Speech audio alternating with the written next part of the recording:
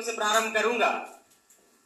गोरों ने जब घायल करके भारत का भूगोल दिया, गोरों ने जब घायल करके भारत का भूगोल दिया, वीर प्रसूता वसुधा ने तब लौह पुरुष अनमोल दिया, जिसने मां को ग्रवित देख, जिसने मां को ग्रवित देख संकल्प को ठाना है, बिखरे माला को एक मोती में कर डाला है, चिंतन करके पत्र लिखा, घर राजवारों के भेजा था, वो पत्र नहीं ऐसा लगता जैसे अश्वमेध का घोड़ा।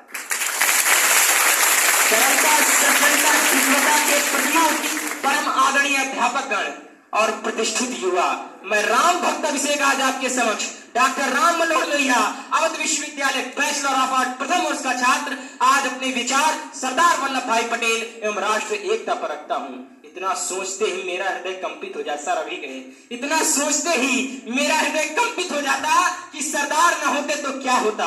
आसमान को छूने वाला हमारा मस्तिष्क कश्मीर भी कहीं टूट कर गिरा होता, वही हमारी बलशाली भुजा जूनागढ़ किसी कपटी के कपट का साध्य होती और एकता एक शब्द मात्र बन बड़े से शब्दकोश में लुप्त हो जाता। महोदय, अखंड भारत का यह स्वप्न इतिहास के पन्नों में दफन हो जाता। राष्ट्रीय एकता के महानायक, अद्वितीय नेतृत्वकर्ता, दृढ़ संकल्पी सरदार वल्लभ भाई पटेल जी का जन्म 31 अक्टूबर 1875 ईस्वी को गुजरात के नाडियाड में हुआ। इन्होंने अपना प्रारंभिक जीवन अदम्य साहस व स्वाभिमान से व्यतीत किया। इनकी कार्यकुशलता व दृढ़ संकल्पता के मुरीद राष्ट्रपिता महात्मा गांधी ने इन्हें लौह पुरुष की बात से नवाजा। मित्रों, सरदार वल्लभ भाई पटेल के जीवन में मात्र दो स्तंभ थे, पहला देश की एकता व दूसरा देश की अखंडता। स्वतंत्रता के बाद 565 से भी अधिक रियासतों को भारत में विलय करना था, यह एक असंभव कार्य था, परंतु सरदार वल्लभ भाई पटेल जी की दृढ़ संकल्पता व लौह संकल्पता की वजह से न केवल इसे असंभव से संभव बनाया गया, अपितु इसे पूर्ण भी किया गया। जहां थे बिखरे टुकड़े टुकड़े, जहां थे बिखरे टुकड़े टुकड़े, वहीं अखंड भारत का दीप जलाया, प्रेम और कूटनीति के बल पे ही सभी रियासतों को एक करके दिखाया। सरदार पटेल ही ऐसे व्यक्ति थे, जो बात कहूंगा अमल करिएगा, सरदार पटेल ही ऐसे व्यक्ति थे कि विभिन्न रियासतों का एकीकरण अगर न किया होता तो आज तमिलनाडु से जम्मू की यात्रा आसान नहीं होती, तमिलनाडु से जम्मू की यात्रा आसान नहीं होती। किस देश के वासी हो इसकी पहचान नहीं होती। और यदि कभी अयोध्या से चलकर सेतु समुद्रम जाते हम तो बतलाओ कितने देशों के वीजा बनवाते हैं।